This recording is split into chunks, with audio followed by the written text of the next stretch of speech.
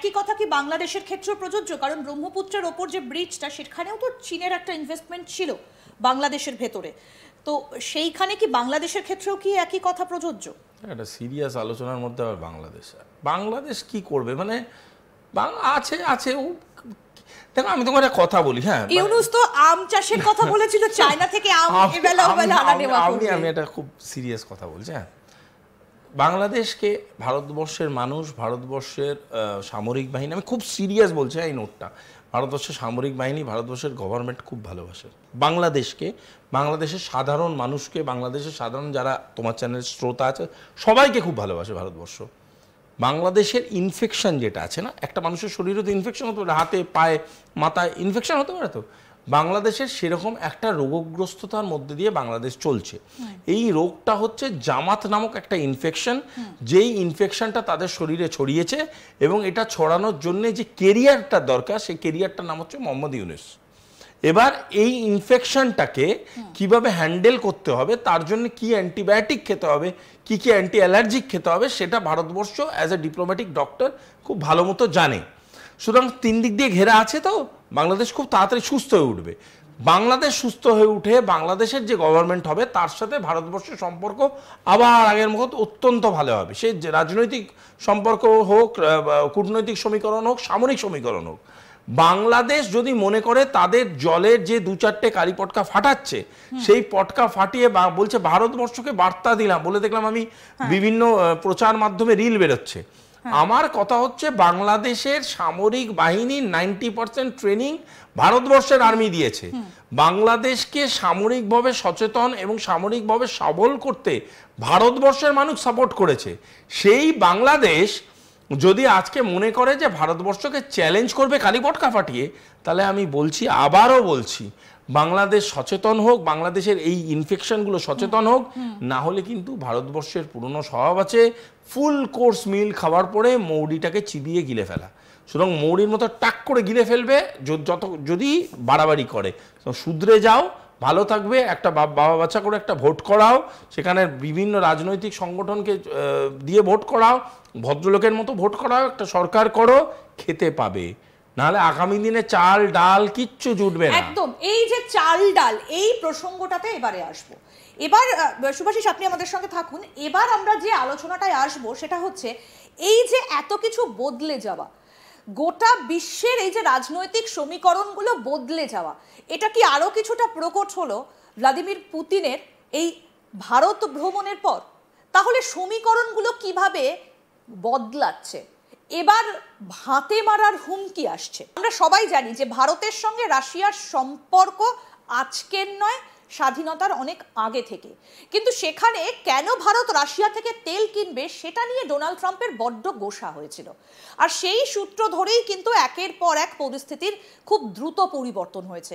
Tariff চাপিয়েছে America ভারতের ওপর, আরো ভালোভাবে বলতে গেলে ডোনাল্ড ট্রাম্প ট্যারিফ চাপিয়েছেন। কিন্তু তাতেও যে ভারত এবং রাশিয়ার সম্পর্কে এতটুকু চিড় ধরেনি, অন্তত এই ছবিগুলো কিন্তু প্রমাণ রাখে।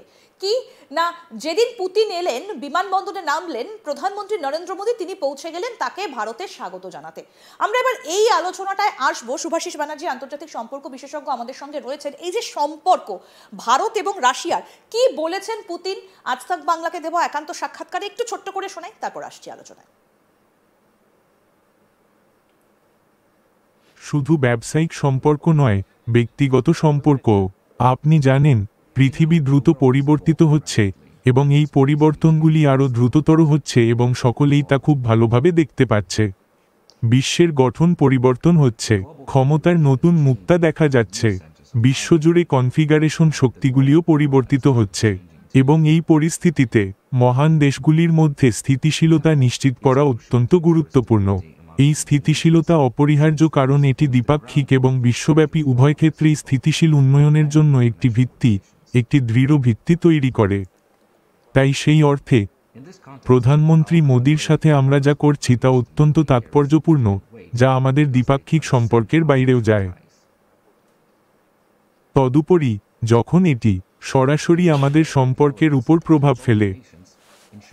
আর আসল কথা হলো, সহযোগিতার কিছু ক্ষেত্রে স্থিতিশীলতা খুবই গুরুত্বপূর্ণ, কারণ এটিই আমাদের সামনে আমাদের নির্ধারিত লক্ষ্য অর্জনের গ্যারান্টি। খুব স্পষ্ট করে বললেন যে ভারতের সঙ্গে দ্বিপাক্ষিক সম্পর্ক অত্যন্ত মজবুত এবং এই সম্পর্কের বাইরেও আরো বেশ কিছু সম্পর্ক রয়েছে, সেটা ব্যবসায়িক সম্পর্ক। আমি এই জায়গাটায় আপনার কাছ থেকে আসবো, এই যে তেলের জন্য ভারতকে অনেকটা কম দাম দিতে হচ্ছিল রাশিয়াকে, যে কারণে ভারত তেলের চাহিদা মেটাতে রাশিয়া থেকে তেল নিচ্ছিল। তো সেই জায়গায় দাঁড়িয়ে আমেরিকার এই যে গোসা হওয়াটা, তারপরেও সম্পর্কের সমীকরণের একটা স্পষ্ট বার্তা পুতিন এখানে দিয়ে রাখলেন। কোথাও কি এটা নিয়েই ট্রাম্পের আরো এই লাফালাফিটা বেড়ে যাবে? আমরা সবাই ছোট বড় 19-20 বিভিন্ন সম্পর্ক গড়েছি লাইফে। তুমি কি দেখেছো কোনোদিন কোনো ছেলেকে বা মেয়েকে যে স্কুল কলেজে গিয়ে প্রেম করতে গিয়ে খোঁজে কে সব থেকে বড় পাগল, তার সাথে প্রেম করবো, নাকি কে সব থেকে ভালো ছেলে বা মেয়ে তার সাথে প্রেম করবে, এটা খোঁজে? তো সুতরাং আন্তর্জাতিক সম্পর্কটা আলাদা খুব একটা কিছু না। আমিও তো কোনো পাগলের সাথে বন্ধুত্ব করব না, আমিও বন্ধুত্ব করবো এমন একটা লোকের সাথে, এমন একটা মানুষের সাথে, যে মানুষটার সাথে আমি আমার সম্পর্কটাকে এগিয়ে নিয়ে যেতে পারবো স্থিতিশীলভাবে। এই যে বারংবার যে কথা বলছেন উনি বারংবার একটা শব্দে ব্যবহার করছেন, শব্দটা হলো স্টেবিলিটি। এই স্টেবিলিটিটা তো আমরা জেনারেল সাধারণ মানুষের সম্পর্কে তো খুঁজি, যে স্টেবল একটা রিলেশনশিপ। তো আজকে রাষ্ট্রীয় সম্পর্কে কেন সমীকরণটা আলাদাভাবে আমরা বিবেচনা করব? সেখানে তো তারা স্টেবিলিটি খুঁজছে, সেখানে তো দেখছে এমন একটা মানুষের থেকে আমি তেল কেন, বিভিন্ন আজকে তেল, নিউক্লিয়ার এনার্জি, টেকনোলজিক্যাল অ্যামালগামেশন, বিভিন্ন রকম কালচারাল অসমোসিস, এই গোটা বিষয় নিয়ে আলোচনা করছে ভারত রাশিয়া। কেন? বিগার পাওয়ার হিসাবে, বিগার সিন্ডিকেট হিসাবে গ্রো করার জন্য। সেখানে কি পাগল ছাগল কি বললো তাতে কি যায় আসে? পয়েন্টটা খুব সিম্পল। দেখুন, চেয়ারে কেউ বসে গেছে মানেই তাকে আমাকে রেসপেক্ট করতে হবে, আমি অন্তত ব্যক্তিগতভাবে এটা মনে করি না। তার কারণটা হচ্ছে চেয়ারে বসার একটা প্রক্রিয়া আছে, সেখানে অনেক ঘাপলাও থাকে। সুতরাং দ্বিতীয় কথাটা বোঝাটা খুব প্রয়োজনীয়। এই যে চেয়ারে বসেছে, তার দেশের মানুষরা তার সম্বন্ধে কি বলছে এটা একটু বুঝতে হবে। সেখানে কিন্তু তার দেশের সেনেট তার ব্যাপারে কনফিডেন্ট নয়, তার নিজের অ্যালাইরা তার ব্যাপারে কনফিডেন্ট নয়। তিনি ট্যারিফ নিয়ে যা করেছেন, আমেরিকার ইতিহাসে সবথেকে বড় লকডাউন ছিল, গভর্নমেন্ট লকডাউন ছিল, কিছুদিন আগে শেষ হয়েছে। আমেরিকার সবথেকে বড় সেনেটের উইথড্রন ছিল, কিছুদিন আগে শেষ হয়েছে। সবথেকে বেশি ক্রিটিসাইজড হচ্ছেন উনি, কেন? Because of his statements. আর এলন মাস্কের সঙ্গে বন্ধু বিচ্ছেদ হয়েছে এর মধ্যে, সেটা যাই হোক তার ব্যক্তিগত ব্যাপার। আমি আরেকটা কথা এড করছি এর মধ্যে। আমরা বারবার আপনার সাথে হয়তো 100টা শোতে আমি এই কথাটা বলেছি, কোঅপারেশন, কোলাবোরেশন অ্যান্ড কমিউনিকেশন, এই তিনটে শব্দের মধ্যে সাবঅর্ডিনেশন কথাটা কোথাও নেই। আমি আপনার অধীনে আর বিশ্বের সব থেকে ছোট দেশ ভুটান, আমি এটা নাম বলছি, ভুটান, কোনো বিরাট আর্মি নেই, বিরাট এয়ারফোর্স নেই, বিরাট কিছু, ছোট্ট দেশ।